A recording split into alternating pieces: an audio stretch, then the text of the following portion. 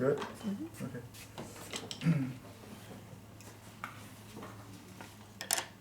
Hello everyone. Welcome to Chinese landscape painting class, lesson 11. This summer quarter at Jocelyn Center, Alhambra. If you're local, you can sign up for next class.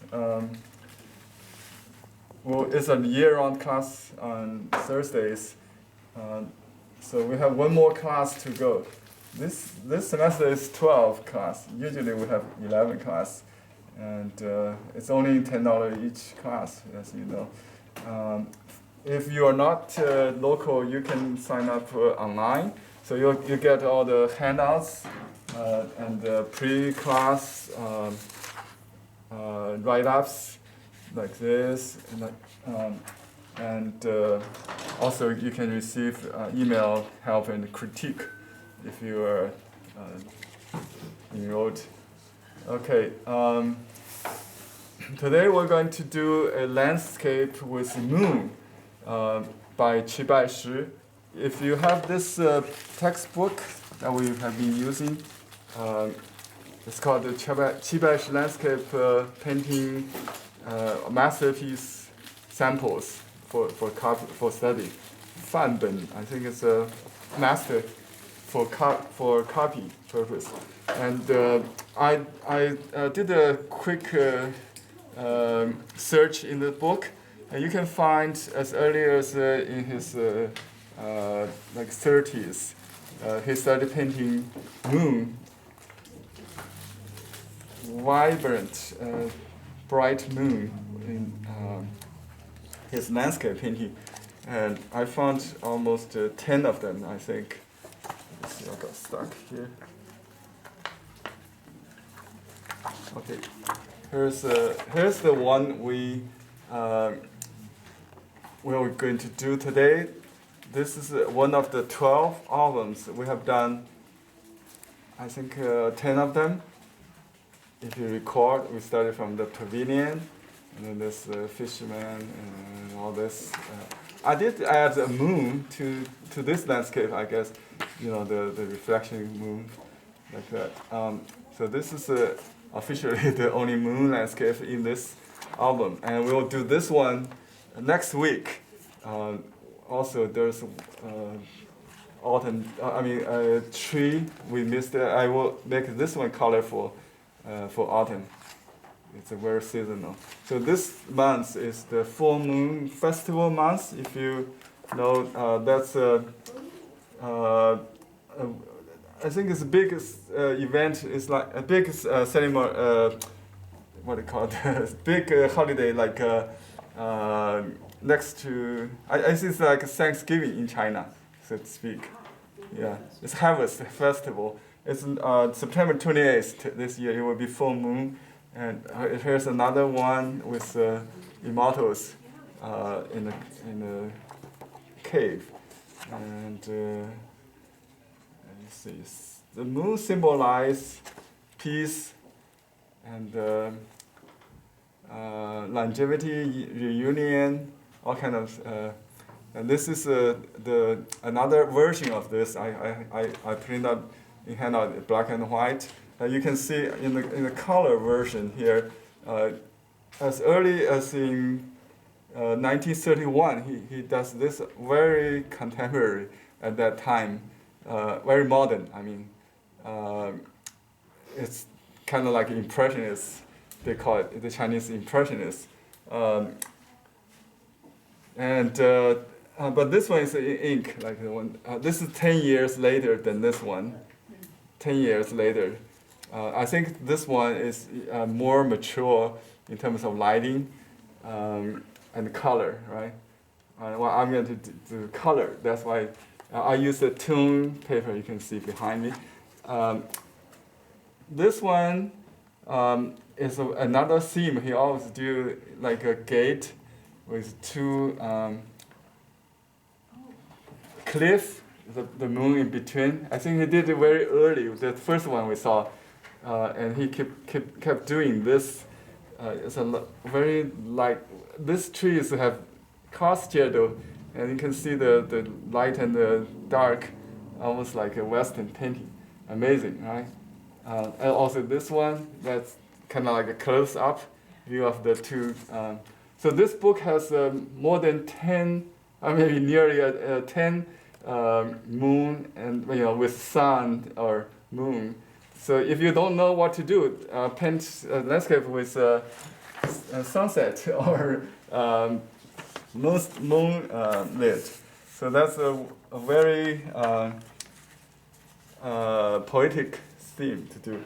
And on this special paper is a toned silk textured paper. It's very absorbent for some reason. This is a new product. It's not available in our store yet, but I'm testing this. And I tried some special treatment before I paint. I used the opaque white there, and a little bit transparent white around it. And I did some test here. I'm not sure it's going to show or not. So let's see if the resistor works. So I know what to do. Okay, here is my big brush. So we start from this dark. I think he did from dark to light. In watercolor, we usually do the sky, right? We can maybe start from both ways. I started dark and then the house, and then we do the mountain. I mean the sky and then the mountain. So from two corners diagonally. Okay. So this is what I'm going to do. So I soak the brush, and I would use a big plate maybe. I dilute the ink, a little bit ink, to make a very light gray. That's for the last layer of these trees, I hope. And I try to get a load that will carry all the way through. So I mean, very dark. This is too dark probably, because we don't really need to go that dark.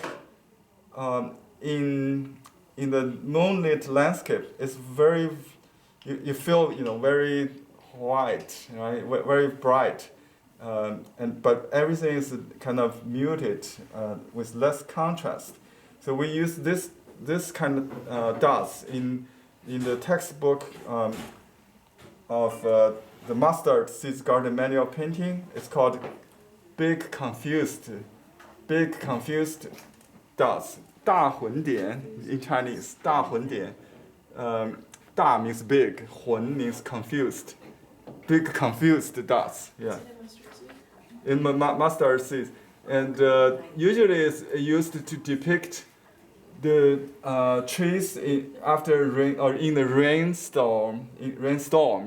Median also. If it's applied on the mountain, it's called the Mi dots. It's named after the northern song artist Mi Fu. But in this case, we call it big confused dots on the trees.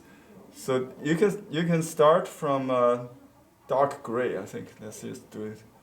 Let me see. Oh, actually, I put a little bit resist here, so it's almost like a reflection of the tree. So I can see, but it's not working, so I'm going to just cover it up. It just leave a little kind of puddle edge. I was trying to do this, as a sky, but I guess it's not working. I feel it's not going to work, so I did another moon to using a more opaque. But you can still see this is a testing I did earlier. And I try to control the height of this tree is about, let's do this. So you need to have a trunk that goes all the way outside. And then here is another tree. Here from outside of the paper, right? This is about the middle of it. But it's still diagonally pointing to the direction of the moon. So it goes like that. And then there's another another tree. I missed a little bit, but that's okay. Let's make it up. It's a fork shape, right? A chicken feet. Okay. That's the first row. I think there's a big one outside the picture. And this one is higher because it's closer to the viewer. See, my ink is not even in the brush, so it shows. It has the feeling of a backlit already, right? Translucency is what I try to get. So I have to use a big brush, as big as you could. Okay, and then you using different big confused dots, meaning they overlap each other. I do need to leave some holes to some unpainted areas. Okay.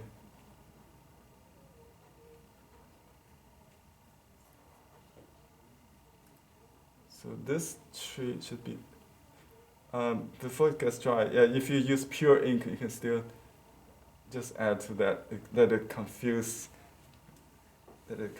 just let it go like that.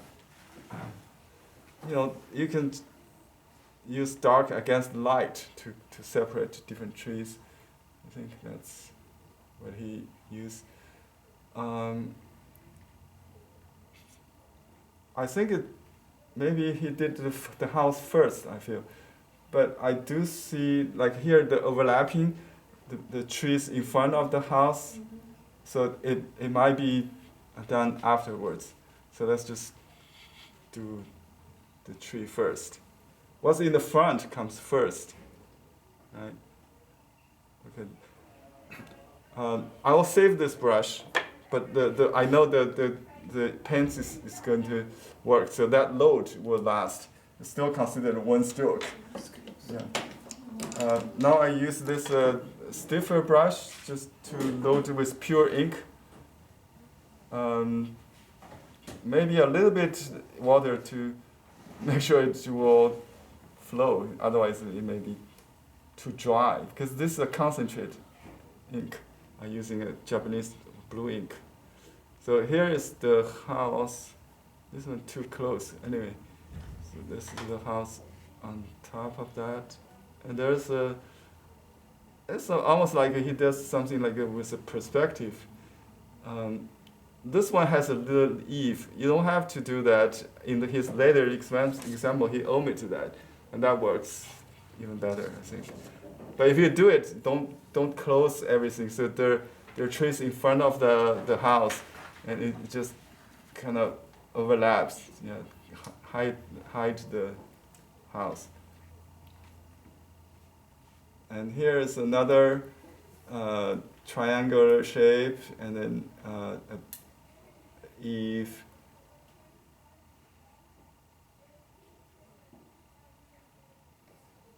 And a small one. Well,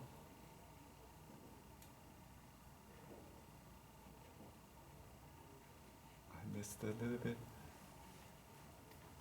So not complete. That creates some interest effect. So I'm going to add a little dark just to hide those corners here, and bring this all the way to the edge. Don't leave any gap. And just combine these two shapes together, maybe, and just add some big dots. And here. Okay, now we just do it like that. So going up, okay. So, and then gets lighter and lighter pressure, and smaller stroke to suggest the distance. And you can overlap a little bit in the front row to create more depth. There's no cast shadow here. Just bring this one all the way to the bottom, so it will form the foreground that breaks the margin here. And he signed here. I think that's his signature. I'm not sure. Yeah, that's his signature. Yeah. Okay. Now I have left over. I just do the mountain. I thought I could do the mountain, cover the sky, so I can paint through it. Maybe I save that. But the advantage of doing the mountain first is I have a harder edge. If the sky is wet, I have to dry it. So let's just do it. I keep debating with myself all the way, so you can hear what's in my mind. Yeah. Okay. And here we have some grays. I just wait the paint is right. I still need a little bit dark, but not too dark. Definitely lighter than anything here. So I just add maybe a little touch of it to start, so you know where I start. Right? It looks like he. Usually we start from the peak, but this could be added. I think we just do it like a big. It should be derived from the hemp stroke, but it look like choppy X-cut. So it is rounded. So the tip is hidden. Basically, he just did in his philosophy. The simplest approach is the best. Okay, and here I'm measuring the height. I think because we have a wider and shorter paper than the original, so I cannot really just do the peak like that. It will be too low, right? So I have to move it here a little bit. That's how I do it. So, and just go down like that, and just go back and forward, and just like that. Fewer strokes. Yeah. And maybe a little stop the eye from that slope. You know, everything is natural. When you do it in a calligraphic sequence, and people kind of follow your dance, right? And it has all the dry, the wet, and the dark. And then you can do a little bit adjustment, but be careful not to destroy the movement of that. And we don't need to hide but if you want, you can eliminate all because the paper is toned, so we have an overall kind of blue color. If we want to make the sky to stand out, I'm going to use. The moon to stand out, because this is contrast is not enough. He used just gray, so this gray is lighter. Let me just use this different. Oh, I got some blue here. I'm gonna use this corner here. So I can mix a little bit blue to make it a little gray, blue, gray, and just paint around, because we have the resist kind of there.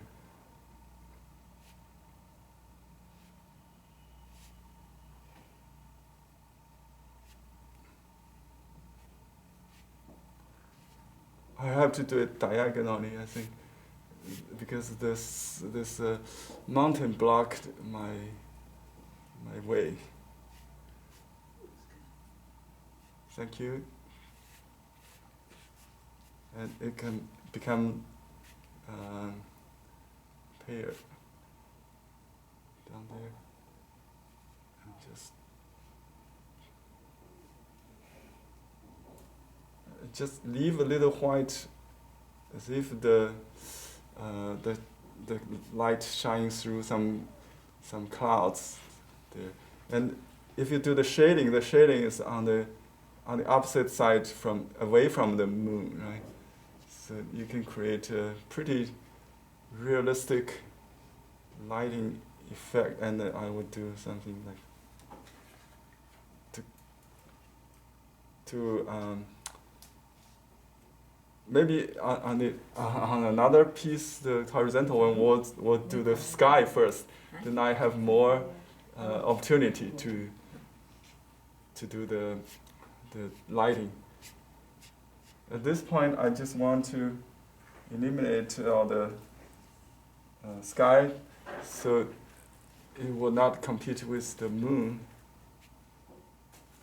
Just use if you recall, the same idea is the koi pond we did, right? We just make the white paper a little bit grayer, just like 1 grade, maybe 2 grade darker than the white part, whatever the white part is. So I just kind of shade a little bit.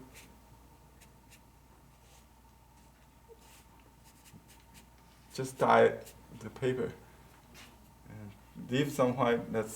I see that little moon I tested. It's not working, but it creates some kind of hollow, what do you call this, lights. And that you can still add some dark just to create more contrast, maybe.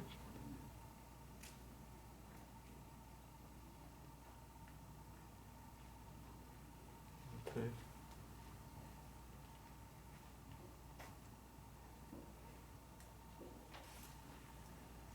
And because the color gets lighter when it's dry, and because this is toned paper, you can use white if you want, but very diluted, so it's not going to be as bright as the moon.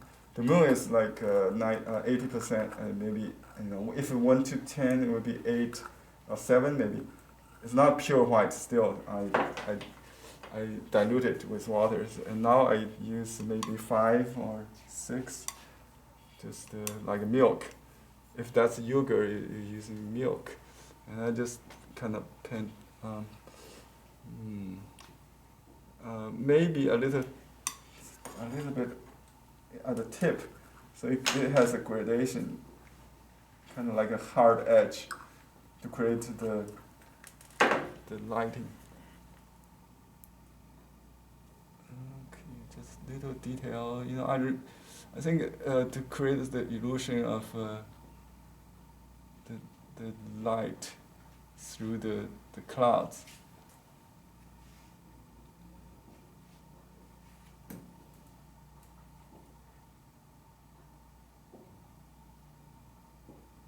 He's not doing this kind of thing, I think, but he would, I think, if he studied Western art, like his contemporary artist Tao Lengyue. He's specialized in moonlit landscape, and even his name is Cold Moon Lengyue. So he does this kind of. If you search Tao